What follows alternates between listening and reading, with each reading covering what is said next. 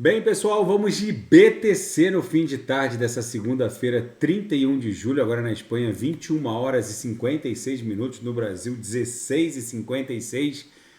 Gente, a BTC aqui no gráfico semanal claramente está desenhando um padrão xícara e a respectiva alça. Esse padrão indicaria que a gente teria mais uma gordura para queimar em termos de corretiva, em termos de queda. A gente poderia dar uma agulhada ali para um pouquinho abaixo de 29 mil dólares, podendo bater até 28.800. Esse padrão aqui, a se confirmar, vai acabar redundando numa explosão ascendente, que vai levar a BTC até para um patamar ligeiramente acima de 40 mil dólares. Na minha leitura, vai travar em 36, pode formar um pullback e avançar para além de 40 mil dólares.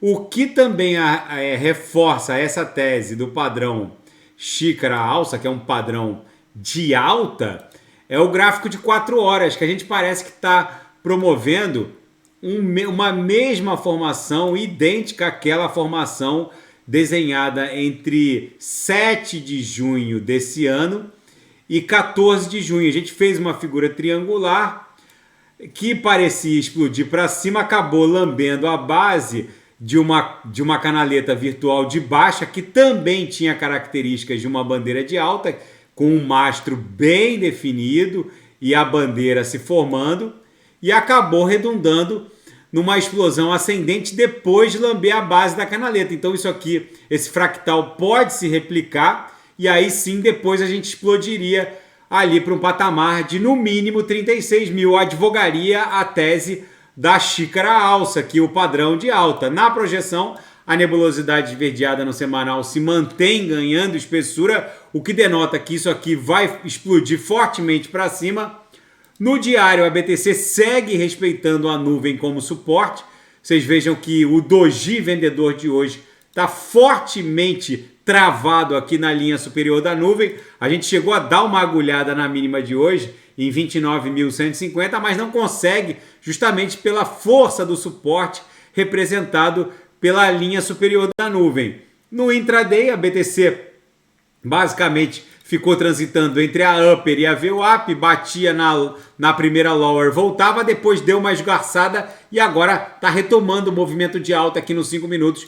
Basta transpassar 29.240 para retomar o movimento de alta e buscar a própria VWAP. O sinal ofertado na sala já vai fechar nesse retorno em direção à VWAP aqui no intraday. Na seara fática, uma guerra de versões entre o primeiro escalão da SEC e a diretoria da Coinbase. O CEO da Coinbase, o Armstrong, reportou que o primeiro escalão da SEC, dias antes do ingresso da ação judicial da SEC num tribunal federal norte-americano contra a Coinbase, dias antes, o primeiro escalão da SEC forçou a Coinbase a deslistar todos os ativos, todas as altcoins, com exceção da BTC, contra todo, enfim, forçaram eles a extinguir todos os pares de negociação com altcoins, deixando basicamente BTC, algumas stablecoins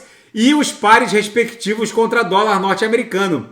Agora, o primeiro escalão da SEC, da CVM norte-americana, diz que não foi bem assim. O Gary Gensler, que é o presidente da SEC, diz que não foi exatamente isso que eles exigiram da Coinbase. Segundo ele, não houve essa expressão tudo menos Bitcoin.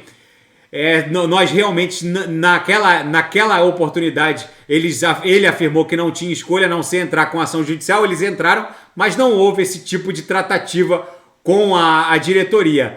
A SEC não confirmou. O Armstrong diz que houve, assim, por assim dizer, uma pressão brutal, quase um abuso de autoridade. A SEC disse ao Financial Times que a sua divisão de execução não fez nenhum pedido formal para que a exchange excluísse os criptoativos. Enfim, agora virou uma guerra de versões. Isso provavelmente vai gerar alguma investigação. E um hacker ético, não sei se é possível unir essas duas palavras, esse adjetivo ético para um hacker é antagônico, mas um hacker ético drenou uma das piscinas triplas, né, da Curve Finance, que foi hackeada por outros hackers também, acabou drenando e acabou devolvendo 5,4 milhões de dólares. Esse hacker ético disse que drenou antes que outros o fizessem. O fato é que está tudo ainda sob investigação. Essas piscinas de liquidez triplas de 3 criptoativos da Curve Finance é uma inovação da Curve Finance. As piscinas exploradas foram escritas sob o código de programação Viper, sob a linguagem Viper, na rede Arbitrum. No primeiro momento, os investidores e os holders de Arb não reportaram nenhuma vulnerabilidade no ecossistema Arbitrum, no roll-up, na segunda camada de validação e dimensionamento Arbitrum. Mas a vulnerabilidade, num primeiro momento, está sendo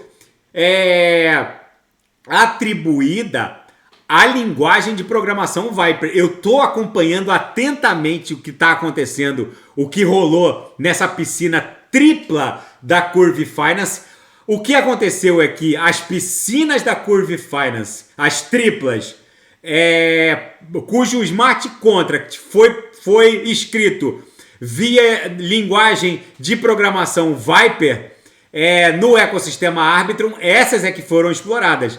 No primeiro momento, eu vou repetir, não há nenhuma atribuição de vulnerabilidade ao ecossistema Arbitrum, mas a linguagem de programação usada numa piscina tripartite. Essas piscinas triplas são uma inovação da Curve Finance. Podem eventualmente sofrer alguma vulnerabilidade, já que a cotação ela é equilibrada por 3 ativos e não por 2. A maioria dos LP tokens que existem em piscinas de liquidez, 99% dos LP tokens são só duplos. LP tokens triplos que extraem a liquidez e o equacionamento do preço via 3 ativos é uma inovação da Curve Finance e, eventualmente, a vulnerabilidade talvez tenha se extraído dessa criação de piscinas de 3 criptoativos, de tripartite. Enfim, vamos ver, eu estou acompanhando, até agora não há confirmação de nada, muito menos de uma eventual vulnerabilidade do ecossistema Arbitrum. Inclusive a Arbitrum está lá com preço subindo hoje, Arb USDT está subindo mais 1,29%, enquanto a maioria das altcoins de autooctanagem estão caindo. Na seara geopolítica e finanças internacionais, o autor de Pai Rico, Pai Pobre, Roberto Kiyosaki, alerta que na próxima reunião dos BRICS, que é o bloco formado por Brasil, Rússia, Índia, China e África do Sul, que vai acontecer na África do Sul, em Joanesburgo, entre os dias 22 e 24 de agosto,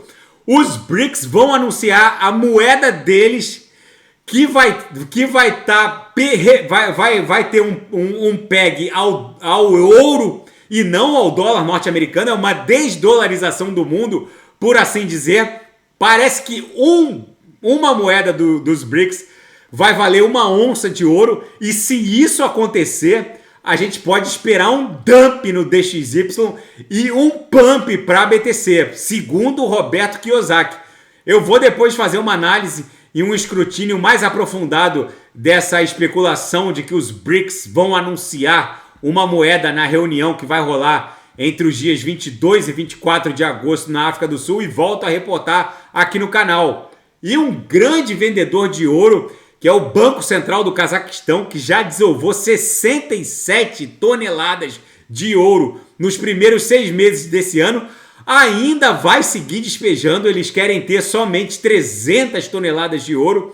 Parece que falta despejar aí pelo menos mais 20 toneladas de ouro. Enfim, é o Banco Central do Cazaquistão desovando ouro no mercado internacional. E a Rússia respondeu ao ataque de drones ucranianos que mirou prédios comerciais em Moscou. Eles lançaram um míssil contra a cidade ucraniana de Kryvyi Rih e mataram 6 civis pelo menos. Enfim, gente, o mundo está virado numa hecatombe nuclear, por assim dizer. A BTC aqui no 6 horas segue respeitando a lore da nossa banda de VWAP mensal. O mais factível é que, se a gente respeitar aquele padrão de xícara alça no semanal, a gente pode agulhar para um patamar ali um pouco abaixo de 29 mil dólares e depois explodir em direção à linha superior da nuvem. Se nada fugir do script, eu volto amanhã para analisar a própria BTC. Fiquem com Deus e quem quiser sugerir é só colocar nas mensagens abaixo. Grande abraço, até amanhã.